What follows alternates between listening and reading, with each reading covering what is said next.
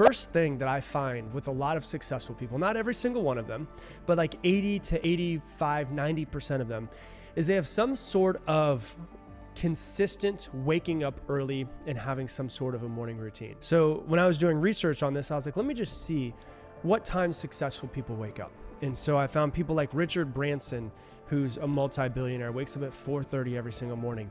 Tim Cook, who's a multi-billionaire, wakes up at 4:30 every single morning. Howard Schultz, who is the guy who started and is the CEO of Starbucks, wakes up at 5 o'clock every single morning. So I'm not saying that you have to wake up at those times, but the reason why they wake up at those times is because they have time for themselves, whether it's to read, whether it's to journal, whether it's to work out. They have time for themselves to be intentional, to grow into who they want to be. So they have some sort of a routine to growing themselves into who they want to be. And they do this before they go into work, and they have thousands of people that could report to them.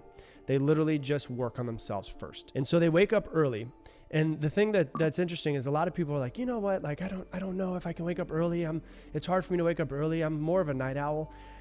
And what I've found is that if you want to wake up early, you can wake up early. You just have to start to reset your circadian cycles, which are now used to going to bed late. If you are a late sleeper, if you go to bed late and then sleep in late, you've just set your cycles that way. They can also be reset. And so if you sit there and you spend an hour watching Netflix every single night, imagine if you just were able to cut that out and wake up at least an hour earlier and spent that hour on yourself instead of watching Netflix or instead of watching YouTube or instead of watching sports. If you cut that hour out at night, went to bed an hour earlier, woke up an hour earlier, and spent some time on yourself, what would that look like for you? So ask yourself the question, do you feel that you wake up early enough right now to have time specifically dedicated to you and your own growth?